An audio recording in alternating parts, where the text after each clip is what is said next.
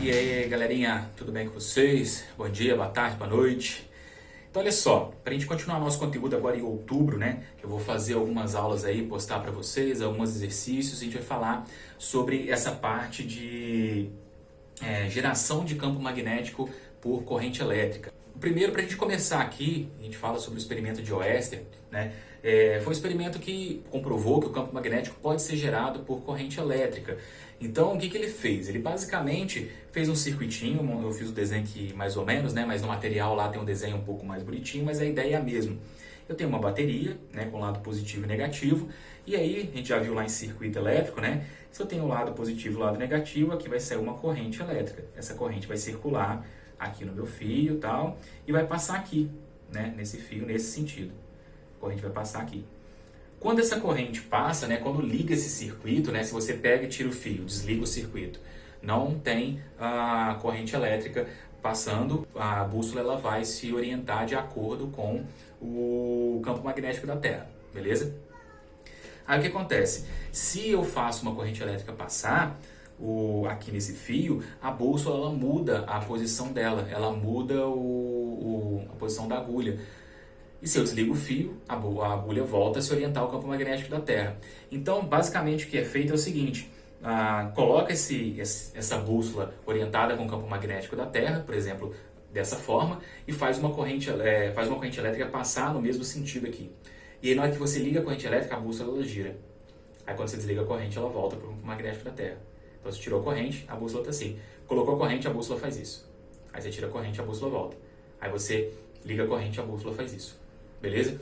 Então, isso foi demonstrado o quê? Que se eu tenho uma corrente elétrica, essa corrente elétrica ela de alguma forma gera um campo magnético porque interage com a bússola. Né? A bússola já sabia que a bússola orientava com o campo magnético, enfim. Então, quando essa corrente passa aqui, o que ia acontecer? A bússola, a agulha da bússola ia fazer isso aqui, ó. Ela ia ficar dessa forma, né? Sendo que aqui, nesse lado, eu teria o meu polo norte e aqui eu teria um polo sul. E aí tem um motivo para isso também, né? Qual seria o polo norte e o polo sul? Se eu invertesse, colocasse aqui o lado positivo e a corrente circulasse no outro sentido, esse norte e sul iria trocar de posição. Então, esse experimento mostrou que isso acontecia. E aí, o que é feito, né? Então, campo magnético gerado por um fio retilíneo, que é um fio reto, né?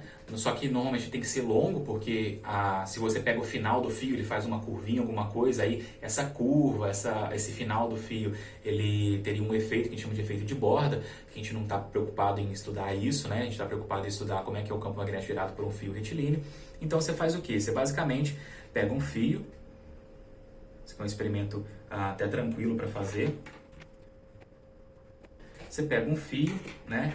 Passa esse fio por uma folha de papel, alguma coisa assim, né? Perfura essa folha e beleza.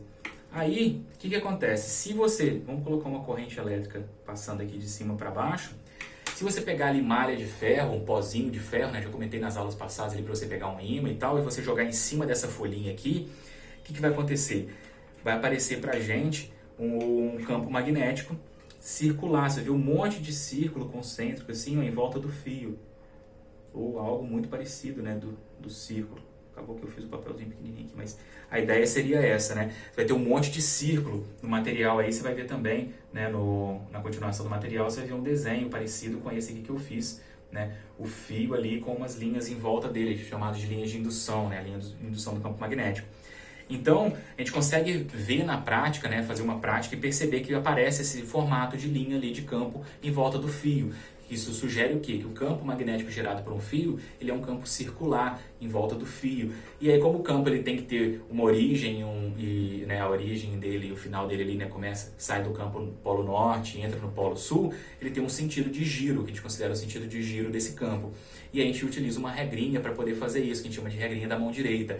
A ideia é o quê? Você tem que usar a mão direita, o polegar ele fica na direção da corrente elétrica e você gira a sua mão, né? Esse giro da sua mão aqui, o sentido desses dedos aqui, ó, quando você gira, esse dá o sentido de giro do campo. Então, se a corrente está para cima, o campo gira nesse sentido. Se a corrente está para baixo, o campo gira nesse sentido. Se a corrente está para cá, o campo gira nesse sentido. Se a corrente está para cá, o campo gira nesse sentido. Então a ideia aqui, ó, se eu coloquei a corrente para baixo, podia ter colocado para cima que fica melhor para mostrar minha mão aqui, ó. O dedão para cima é mais fácil que o dedão para baixo. Então eu vou fazer o seguinte, para ficar mais fácil, eu vou inverter aqui só para ficar fácil para mostrar para vocês aqui, ó, que a posição do meu dedo aqui na câmera fica melhor assim. Então, o que acontece? Ó, se a corrente está subindo, o campo está girando nesse sentido. Ó. Ele tem que girar daqui e dar a volta lá e sair do outro lado. Então, o sentido do giro é esse. Ó. Ele gira daqui e assim. Ó. Esse é o sentido do giro do campo magnético. Está girando nesse sentido. Se olhar aqui pela câmera, é como se fosse sentido anti-horário, né? Ele está girando nesse sentido. Então, se a corrente está para cima, eu tenho o sentido do campo aqui. Ó. Ele vem de um lado da folha e sai lá do outro lado da folha. Né? Pensa aqui como se fosse tridimensional. O campo está entrando aqui na folha, dando a volta lá atrás e saindo, como se o fio estivesse sobre a folha. O fio está aqui, então o campo entra aqui, passa lá por trás e sai do outro lado. Beleza? Como se fosse isso aqui. Ó. O campo está aqui, ele dá a voltinha, sai lá e vem para cá. Então ele entra aqui, dá a voltinha e sai do lado de cá. Então como se fosse um anel em volta desse fio. Se eu fizesse essa corrente para baixo, igual estava aqui antes, eu só vou inverter o sentido do giro. Em vez de ser anti-horário, ele seria horário aqui, né? Se eu estivesse olhando nesse sentido, tá? Então, para você achar qual que é o sentido de giro do campo, você usa a regrinha da mão direita. Esse dedo aqui no sentido da corrente e os outros dedos te dão o sentido do giro do campo, tá? O módulo do campo magnético gerado por esse fio, né? O que é o módulo? O módulo é a intensidade. Essa intensidade vai depender da distância que você está do fio, né? Então, se você está muito próximo do fio, a intensidade é maior. Se você está mais distante do fio, a intensidade é menor. Então, o campo magnético a gente representa pela letra B, tá? B é campo magnético. O módulo do campo magnético para um fio retilíneo, né? Nas proximidades dele aqui, você tem o quê? É μ0 vezes I dividido por 2 vezes π vezes R. Pô, professor, mas o que é isso, né? Então, vamos lá. O que acontece? O I é a minha corrente elétrica, tá? Que passa pelo fio. Então, ó, olha só, se você aumenta o valor da corrente, você aumenta o campo, faz sentido, né? Se quem gera o campo magnético é a corrente, quanto maior a corrente que passa no fio, maior vai ser o campo magnético, beleza? Quem que é o R? O R é essa distância. Se eu pegar a distância, vamos pegar aqui, ó, de vermelhinho, se eu pegasse essa distância aqui do fio, ó, daqui até aqui, se esse aqui fosse o meu R, essa distância, eu teria um campo magnético aqui. Vou chamar aqui de B1, é o campo magnético nesse ponto. Se eu pegar uma distância, vou chamar de R1, se eu pegar uma distância maior, tipo aqui, ó, um R2 e aqui um B2, beleza? Então o que acontece? Eu tenho uma distância aqui do fio R1, eu tenho uma distância R2. Lembra que a distância é sempre medida de forma perpendicular. Tem que fazer um ângulo de 90 graus aqui, ó, com o fio, para você medir essa distância. Não vai medir, tipo, daqui para cá na diagonal, tá? Tem que ser sempre na perpendicular. A distância do ponto até o fio, sempre fazendo esse ângulo de 90 graus. Então, ó, o que acontece? Eu tenho o campo 1 e o campo 2. Eu posso afirmar, né, para vocês que o campo B1 ele é maior do que o campo B2. Por quê? Porque o raio 1 é menor do que o raio 2. Então, quanto mais distante eu tiver do fio, menor vai ser o campo. Por isso que aqui eu tenho o R embaixo, aqui na divisão. Se eu aumento o número, se eu divido por um número maior, eu tenho um número menor. Pensa numa barra de chocolate. Tem você só para comer, então a barra toda é sua. Se você vai dividir com uma pessoa, então você vai dividir para 2, metade para cada um. Se você vai dividir para 3 pessoas, 1/3 para cada um. Se você dividir para 4 pessoas, 1/4 para cada um. Então, quanto maior o número da divisão, menor é o seu resultado. Então, se eu aumento a distância, eu diminuo o campo magnético gerado por esse fio naquele ponto, né? O campo magnético ele vai diminuindo com a distância. O 2π ele aparece na dedução, porque como é um campo circular, repare que eu tenho um campo circular. E se você lembrar lá no círculo, quando você vai calcular raio, quando vai calcular área de círculo, raio de círculo, sempre aparece o π na jogada, né? Então esse aqui aparece na dedução, esse π está relacionado com a geometria do meu campo. Meu campo ele é circular, então aparece o π, né? E o 2 aqui por causa do quê? Você pega a circunferência é como se fosse a circunferência ali, né? 2πr, beleza? E aí, quem que é esse μ0, né? Que aparece aqui, ó. Mi é essa letrinha e aqui é o 0. É tipo um M, só que ele é um M mais louquinho, né? Ele tem a perninha, faz assim, é um M mais louquinho. Então, ó, o 0 significa que é no vácuo, tá? Esse Mi, na verdade, muitas vezes aparece pra gente o Mi 0, porque o mais comum aparece pra gente é no vácuo. Mas pode ser só Mi para um outro tipo de material. O vácuo é quando não tem material nenhum, né? Então, o Mi é o que a gente chama de permeabilidade magnética. Então, permeabilidade magnética. Então, o que é essa permeabilidade magnética, galera? É o seguinte, tem certos meios materiais que atrapalham a propagação do campo magnético. Tem certos meios materiais que ajudam a propagação do campo magnético. Então, por isso que quando você pega na construção de um motor, você coloca o núcleo daquele motor, onde o campo magnético vai fluir dentro daquele motor, você coloca o ferro, porque o ferro é um material que ele intensifica esse campo magnético, beleza? Então, a permeabilidade magnética do ferro é muito grande. Agora, se você pega um material, se você pega o próprio vácuo, é um material que ele não aumenta o campo magnético, ele atrapalha a propagação do campo magnético. Às vezes até outros materiais dificultam mais a propagação do campo magnético porque você tem uma interação muito grande do campo magnético com as moléculas ali e vai perdendo energia. Então, dependendo da forma de interação, você pode intensificar esse campo, e dependendo da forma de interação, você pode diminuir esse campo. Então, essa permeabilidade magnética, ela mede isso. O quanto o meio, né, está ajudando ou atrapalhando a propagação desse campo magnético. Quando você coloca o zero, então a permeabilidade magnética do vácuo, é onde você não tem material nenhum, né? Na Terra aqui, né, em condições normais, a gente não tem nenhum lugar que tem vácuo. Em laboratório a gente consegue produzir vácuo e fora da Terra, né, no espaço você também tem o vácuo, lugar onde você não tem material, beleza? Você não tem matéria.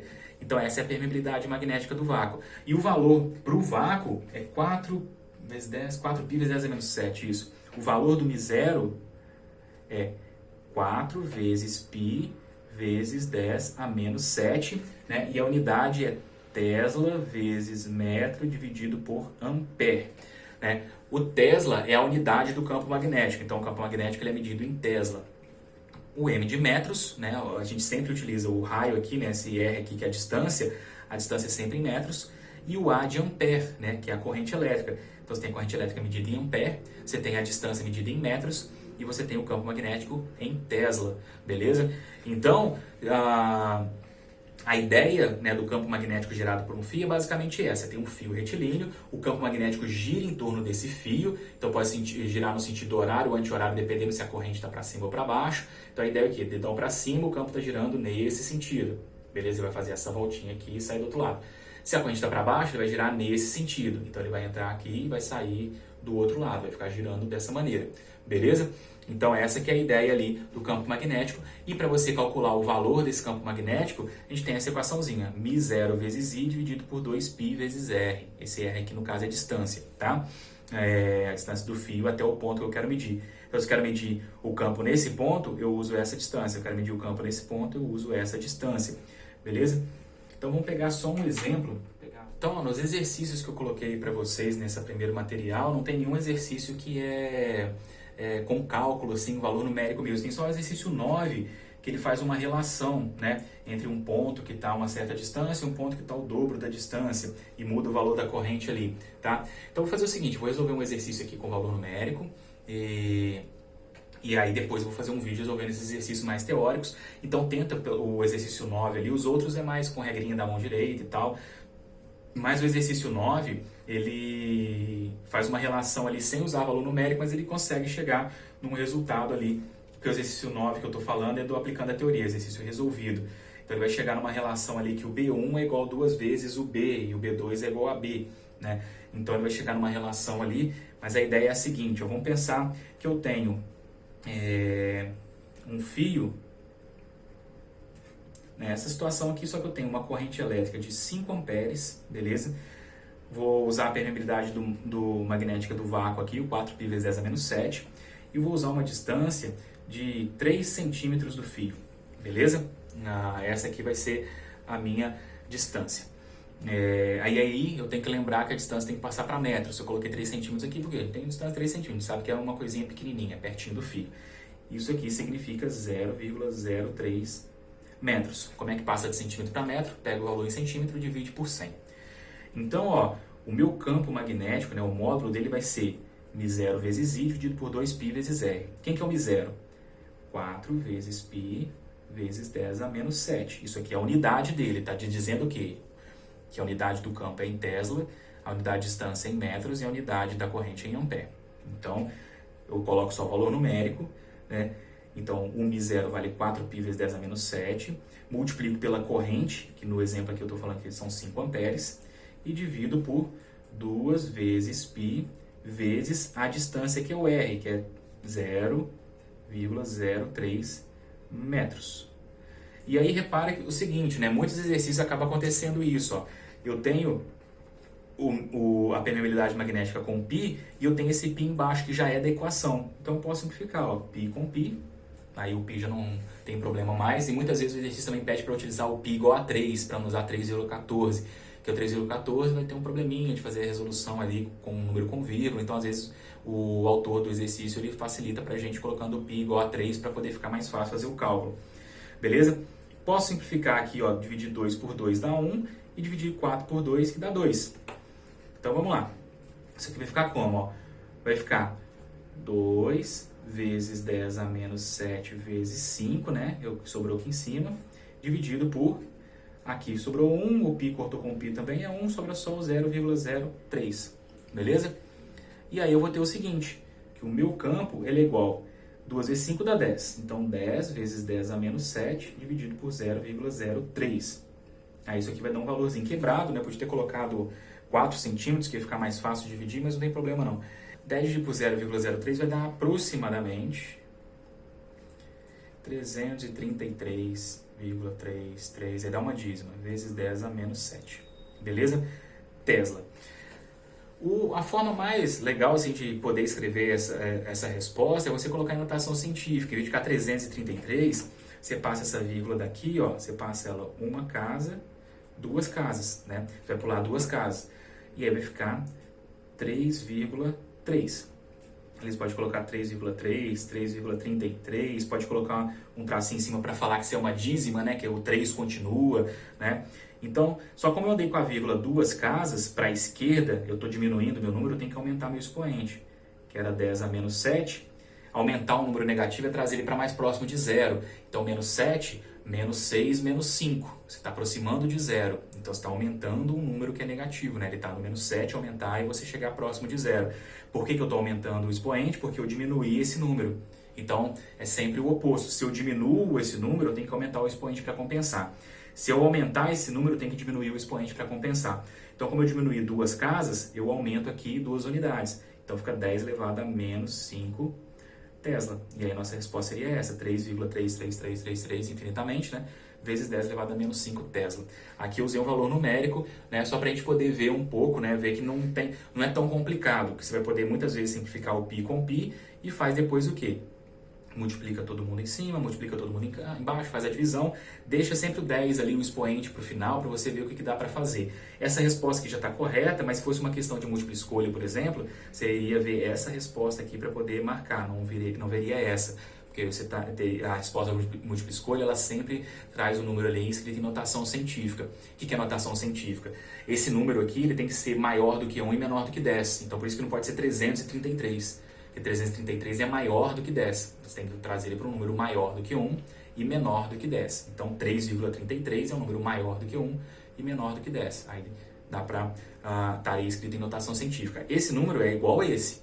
O que mudou foi a forma de escrever. Igual eu posso escrever, tipo, eu posso escrever 2, eu posso escrever 10 dividido por 5, eu posso escrever 4 dividido por 2, eu posso escrever 20 dividido por 10. Então, tudo isso aqui é o número 2, só que são formas diferentes de você escrever. Então, aqui eu estou escrevendo de uma forma diferente, que a gente chama de notação científica. Beleza, galera? Então, a primeira aulinha aí vai ser essa, e aí eu vou lançando as outras assim que possível ali no mês de outubro. A gente vai ver basicamente essa parte aqui de campo magnético gerado por um fio retilíneo e campo magnético gerado por uma espira circular, que é a próxima aula nossa aí, depois da resolução dos exercícios. Beleza? Então, beijo, beijo. Tchau, tchau.